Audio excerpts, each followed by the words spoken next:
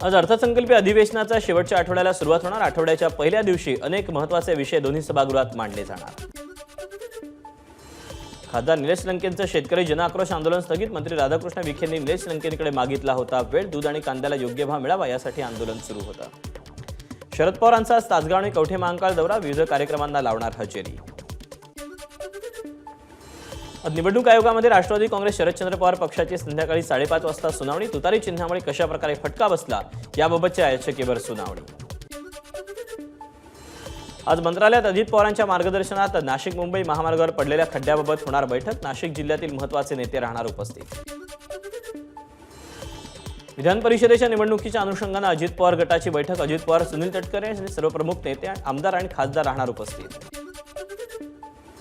मुंबईच्या वरळीतील hit and run प्रकरणातील आरोपीचे वडील राजेश शाह आणि कार चालकाला पोलिसांकडून अटक। वरळी अपघातापूर्वी आरोपी मिहिर शहानं आपल्या 4 मित्रांसोबत केलं होतं मद्यप्राशन। 18,730 रुपयांचं बिल। पोलिसांनी सीसीटीव्हीचा डीव्हीआर जप्त केला। जुळतील बार मालकाची माहिती। वरळी हिट अँड रन प्रकरणातील आरोपी मिहिर शहा जुहू परिसरातील बारमधून बाहेर पडतानाचा सीसीटीव्ही समोर। रात्री 1:42 मिहिर आणि त्याचे मित्र मर्सिडीज कारमधून बाहेर पडले। मिहिर शहाला गाडी थांबवण्याची विनंती केली, मात्र त्यानं गाडी पळवली। गाडीसोबत कावेरी सुद्धा फरफटत होत्या। 1.5 किलोमीटर नंतरही त्या दिसल्या नाहीत, म्हणून पोलिसात गेलो। कावेरी यांचे पती प्रदीप नाखवा यांची माहिती। वरळी हिट अँड रन प्रकरणानंतर मुख्यमंत्री एकनाथ शिंदे यांच्या विवेक फणसळकर यांना विशेष सूचना। नियमबाह्य घटना आढळल्यास बार आणि पबजवर तात्काळ कारवाई करण्याचे आदेश। कायद्यासमोर सगळे समान, कुणालाही वाचवण्याचं काम पोलीस करणार नाहीत। जरी तो कार्यकर्ता शिवसेनेचा असला तरी सगळ्यांसाठी समान न्याय। वरळी अपघातावर मुख्यमंत्री शिंदेंची प्रतिक्रिया। कोणत्याही राजकीय दबावाला बळी न पडता कारवाई करा। वरळी हिट अँड रन प्रकरणात गृहमंत्री देवेंद्र फडणवीसांचे आदेश।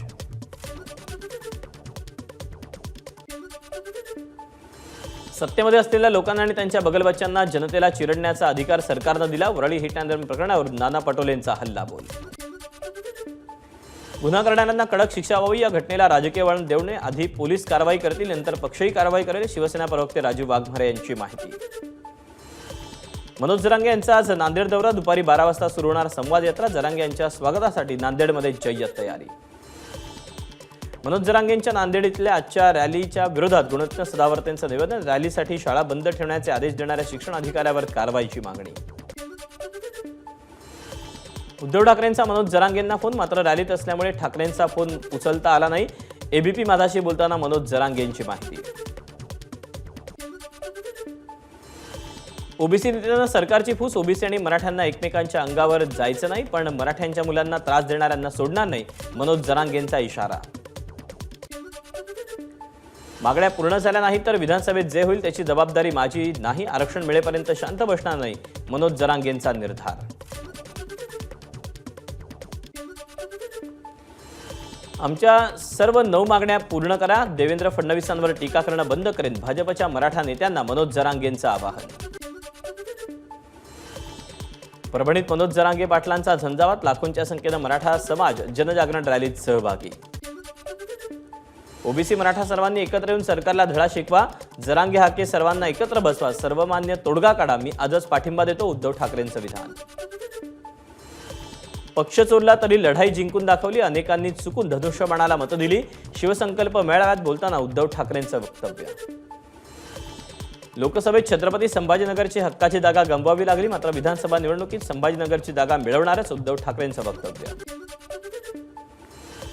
छत्रपती संभाजीनगरच्या निपाणी गावात उद्धव ठाकरे शेतकऱ्यांच्या बांधावर। दुबार पेरणीच्या संकटात असलेल्या शेतकऱ्यांशी साधला संवाद।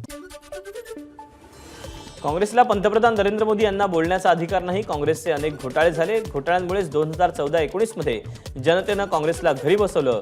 नाना पटोलेंनी मोदींवर केलेल्या टीकेवर मुख्यमंत्री शिंदेंची प्रतिक्रिया। 400 पारचा नारा हा पाकव्याप्त काश्मीर ताब्यात घेण्यासाठी आणि चीनला धडा शिकवण्यासाठी होता। लोकसभेतील खोटे नरेटिव्ह उघडे पाडण्यात आम्ही कमी पडलो। अकोल्यातल्या कार्यक्रमात प्रतापराव जाधवांचं प्रतिपादन। भाजप नेत्या डॉक्टर केतकी पाटील यांनी घेतली बाळासाहेब थोरातांची भेट। भेटीमुळे राजकीय क्षेत्रात चर्चांना उधाण। भाजप नेते आणि माजी उपमहापौर राजू शिंदेंचा ठाकरे गटात प्रवेश। छत्रपती संभाजीनगरमध्ये उद्धव ठाकरेंच्या उपस्थितीत पक्षप्रवेश संपन्न। परभणीमध्ये मनोज जरांगेंच्या रॅलीनिमित्त सर्वच पक्षांकडून बॅनरबाजी. शिवसेनेनं लावलेले मुख्यमंत्र्यांचा फोटो असलेले बॅनर्स मराठा बांधवांनी फाडले.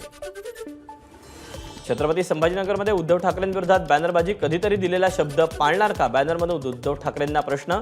शहराच्या वेगवेगळ्या चौकात बॅनर. सामाजिक न्याय विभाग सेलचे प्रदेश उपाध्यक्ष अजय लांजेवार यांची राष्ट्रवादी अजित पवार गटाला सोडचिठ्ठी. नाना पटोलेंच्या उपस्थितीमध्ये काँग्रेसमध्ये पक्षप्रवेश संपन्न. घाटकोपर होर्डिंग्स प्रकरणात आयपीएस अधिकारी कैसर खालिद यांच्या विरोधात एसीबीकडून तपास सुरू. होर्डिंग संबंधी डीजीपी कार्यालयाच्या अहवालानंतर खालिद यांना गेल्या महिन्यात निलंबित केलं होतं. शरद पवार यांची संविधान समता दिंडीला उपस्थिती. पत्नी प्रतिभा पवार, तुषार गांधी, बापू महाराज मोरे यांची देखील दिंडीला उपस्थिती. जालना जिल्ह्यातील माळीवाडी गावाजवळ कारची दुचाकीला धडक. अपघातात दुचाकीवरील पती पत्नीचा कारखाली चिरडून मृत्यू. पुण्यात हिराबाग चौकात दुचाकी आणि चारचाकी वाहनाचा अपघात. अपघातात दुचाकी स्वार गंभीर जखमी. यवतमाळच्या वणीमध्ये दीपक चौकाटी परिसरात भगवान स्वामींना भीषण आग. आगीत लाखोंचं लाकूड आणि फर्निचर जळून खाक. इस्रायली लष्करानं केला गाझामधील एका शाळेवर हवाई हल्ला. 16 जणांचा मृत्यू, 75हून अधिक जखमी. ही शाळा संयुक्त राष्ट्रांची होती. तिथे निर्वासितांना ठेवलं जात होतं. हल्ल्यामुळे शाळेची इमारत कोसळली. नमस्कार. मन सुद्धा तुझं. ही एबीपी माझावरची वेगळीच मालिका खूप गाजली. हिचा दुसरा सीझन केव्हा येणार अशी अनेकदा विचारणा झाली. पण आता प्रतीक्षा संपली. लवकरच येतोय सीझन 2. मन शुद्ध तुझं. होय मन शुद्ध